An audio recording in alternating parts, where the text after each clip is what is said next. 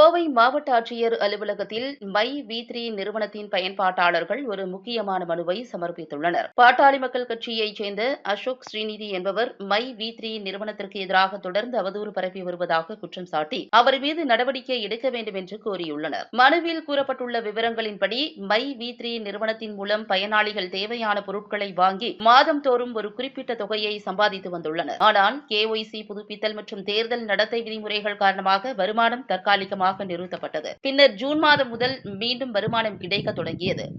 ஆனால் நிறுவனத்தின் மீதும் நிர்வாக இயக்குநரின் மீதும் பொய்யான வழக்கு பதிவு செய்யப்பட்டதால் வருமானம் ஈட்டுவதில் மீண்டும் சிக்கல் ஏற்பட்டுள்ளதாக பயனாளிகள் குறிப்பிட்டுள்ளனர். மேலும் பாமக நிர்வாகி அசோக் ஸ்ரீநிதி தொடர்ந்து மை வி3 நிறுவனத்தின் மீது அவதூறுகளை பரப்பி வருவதாகவும் குற்றம் சாட்டியுள்ளனர். இந்த அவதூறு பிரச்சாரம் காரணமாக சுமார் 75 லட்சம் பயனாளர்களின் வாழ்வாதாரம் கேள்விக்குறியாகியுள்ளதாக மனுவில் தெரிவிக்கப்பட்டுள்ளது. எனவே அசோக் ஸ்ரீநிதி மீது உரிய நடவடிக்கை எடுத்து பயனாளிகளின் வாழ்வாதாரத்தை பாதுகாக்க வேண்டும் என்று மாவட்ட ஆட்சியரிடம் வேண்டுகோள் விடுத்துள்ளனர். இந்த அசோக் ஸ்ரீநிதி அப்படிங்கிற பாட்டாளி மக்கள் கட்சியை சேர்ந்தவரே தொடர்ந்து யூடியூப்ல என் கம்பெனிக்கு எதிராக பேசிட்டு இருக்காரு. அவரை நாங்க தவறு சொல்லல. அவர் ஒரு மக்கள் சார்ந்த ஒரு கட்சியில் இருக்கிறாரு. இந்த விஷயத்தை மக்கள் மத்தியில் கொண்டு போயிட்டாரு. அதை நாங்கள் தவறு சொல்ல பட் கொடுத்துட்டாரு கேஸ். இப்போ கேஸ் விசாரணையில் இருந்துட்டு இருக்கு. ஆனால் அவர் ஏதோ காவல்துறையோட ஆள் மாதிரியும் இந்த நீதித்துறையில் ஒருத்தராகவும் பேட்டி கொடுத்துட்டு இருக்காரு. இதுதான் நடக்கும், இதுதான் அடுத்த நடக்க போகுதுன்னு சொல்லிட்டு மக்களுடைய மனநிலையை கருத்தில் எடுத்துக்காம ஒவ்வொரு தடவையும் இந்த கம்பெனியை மூடிடுவாங்க, இனி உங்களுக்கு வருமானம் வராது, ஆல்ரெடி அதிகமாக சேர்த்து வச்சுக்கிற வருமானம் யார் சம்பாரிச்சிங்களோ அவங்ககிட்ட இருந்து நாங்கள் பறிமுதல் பண்ண போறோன்னு சொல்லிட்டோம். இந்த கம்பெனி MD மேலே தொடர்ந்து அவதூறுகளை பரப்புறதுக்கு இல்லாமல் அவர் மேலே தொடர்ந்து குற்றச்சாட்டுகளை வைக்கிறாரு. இதில் வருமானம் சம்பாரிச்சிட்டு இருக்கிறவங்க மேலேயும் குற்றச்சாட்டு வைக்கிறாரு. கம்பெனி மேலே புகார் கொடுக்க சொல்லி மிரட்டுறாரு. இந்த மாதிரியான விஷயங்களில் அவர் மேலே காவல்துறையோ அரசோ எந்த விதமான நடவடிக்கை எடுக்கிறதில்ல.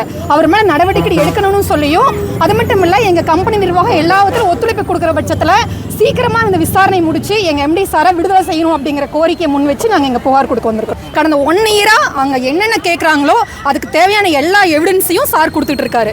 EOW இருந்து என்னென்ன டிபார்ட்மெண்ட்ல என்னென்ன தேவைப்படுதோ எல்லாத்துக்கும் அலைஞ்சிக்கிட்டு தான் இருக்கிறாரு. கடந்த 1 வருஷமா போயிட்டு இருக்காரு. என்ன பிரச்சனை? கோர்ட் அதாவது தவறு சொல்லியாச்சு, விசாரணை நடந்துகிட்டு இருக்குது, கொடுத்துட்டு இருக்காங்க.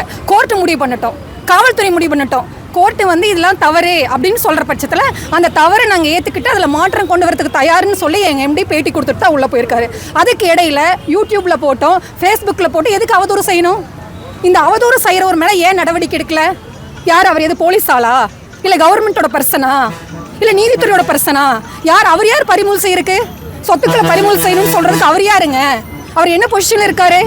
அதை தான் நாங்கள் கேட்குறோம். அதாவது பிப்ரவரி மாதம் அமௌண்ட்டு மார்ச்சில் வந்தது சார். மார்ச்சிலிருந்து KYC அப்டேட்டுக்காகவும் தேர்தல் விதிமுறையின் காரணமாகவும் அது நிறுத்தி வைக்கப்பட்டுச்சு. கரெக்டாக ஜூன் 4 இன்னைக்கு ரிசல்ட் வர அன்னைக்கு எங்கள் கேஸ் ஹை கோர்ட்டில் பெட்டிஷன் ஆகுது. அப்போ எப்படி அமௌண்ட் தர முடியும்? அந்த பணம் கொடுக்குறவரை உள்ளே இருக்காரு இல்லைங்களா? எப்படி பணம் தர முடியும்? விசாரணைக்கு எல்லா இடத்துலையும் கட்டுப்பட்டு நிற்கிறாரு. அப்போ அந்த விசாரணை உடனடியாக முடிச்சு மக்களுக்கு ஒரு பிரச்சனைக்கு தீர்வு சொல்லுங்கன்னு சொல்கிறோம். நாங்கள் பணமே போடலை சார். நாங்கள் ஒரு பர்ச்சேஸ் பண்ணியிருக்கிறோம். அந்த பர்ச்சேஸ் பண்ணனா எங்களுக்கு வருமானம் வரும்னு சொன்னாங்க. சார் ஒரு ஃபுட் சப்ளிமெண்ட்ரி சார், எப்படி சார் அப்ரூவல் இல்லாமல் 3 வருஷமா எங்கே சார் கவர்மெண்ட் போச்சு? கவர்மெண்ட் அப்ரூவலோட தானே பண்ணுறோம், GST கட்டியிருக்கிறோம். என்ன சார் வேணும்? அந்த GSTயோட எவிடன்ஸ் கொடுத்துருக்காங்க. அந்த ஃபுட்டு அந்த சப்ளிமெண்ட்ரி எங்கே தயாராகி வந்ததுங்கிறது எல்லாத்தையும் கொடுத்துருக்குறோம். நாங்கள் கிட்டத்தட்ட 1050 ஸ்டோர் தமிழ்நாடு முழுக்க ஒர்க் ஆகிட்டு இருக்குது, ரன் பண்ணிட்டு இருக்கிறோம். அந்த ஸ்டோரில் என்னென்ன பொருள் இருக்குதுங்கிறத நாங்கள் விசிபிளாக வச்சுருக்கிறோம். எல்லா ஸ்டோர்லேயும் நாங்கள் வச்சு காட்டிகிட்டு இருக்கிறோம், அதை வித்துட்டு இருக்கிறோம். அதை வாங்கி சாப்பிட்டவங்களோட ரிவ்யூ தான் எங்களோட ஏடா வந்துட்டு இருக்குது. அதில் எந்த பிரச்சனையும் இல்லையே சார். யார் சார் சொல்லுவார்? சொல்ல வேண்டியவரை நீங்கள் உள்ளே வச்சுருக்காங்க, விசாரணை போயிட்டு இருக்குது. யார் சொல்ல முடியும் சார்? டைரக்டர்ஸ் ஆகட்டும், சார் ஆகட்டும், இந்த விசாரணைக்கு கட்டுப்பட்டு நீங்கள் எவ்வளோ நாள் வேணால் எடுத்துக்கோங்க, நாங்கள் உங்களுக்கு தேவையான எவிடன்ஸை நான் கொடுக்குறேன், என்னை விசாரிச்சுக்கோங்க. இப்போ சமீபமாக கேஸ் வந்தப்போ கூட PP 1 வாரம் கேட்டார். எந்த ஆப்போசிஷன் நாங்கள் சொல்லலை, 1 வீக் எடுத்துக்கோங்கன்னு சொல்லிட்டு அதுக்கு மறுவே சொல்லலை சார். அதாவது இங்கே விவசாயத்திலிருந்து இன்னைக்கு எந்த தொழிலுமே மக்களுக்கான நிரந்தரமான ஒரு வருமானத்தை கொடுக்கல சார். இப்போ இந்த கணவனை இழந்தவங்க, விதவைகள், இப்படி நிறைய பேர், அதாவது நிரந்தரமான ஒரு வருமானம் இல்லாதவங்க ஒரு பர்ச்சேஸ் பண்ணால் வருமானம் வருதுன்னு சொன்ன அடிப்படையில் இதில் முதலீடு செய்யல, பர்ச்சேஸ் பண்ணி அவங்களோட வருமானத்தை ஏன் பண்ணிருக்காங்க. நீங்கள் 40 பாக்ஸ் கொடுத்தீங்க, தின்னணும்னு கட்டாயம் கிடையாது. உனக்கு விருப்பப்பட்டால் சாப்பிடு, இல்லையா வச்சுக்கோ, எனக்கு வருமானம் வருது, நான் சம்பாதிக்கிறேன்னு சொல்கிறாங்க. கரெக்டாக தான் ரன் ஆகிட்டு இருந்துச்சு, கரெக்டாக தான் அவர் கொடுத்துட்டு இருந்தாரு. அது மட்டும் இல்லை சார், இது MLM ஸ்கீம் சொல்கிறாங்க. கண்டிப்பாக இது MLM கிடையாது. இது ஒரு விளம்பரத்துறையும் வர்த்தகத்துறை இணைஞ்ச ஒரு ஸ்கீம்.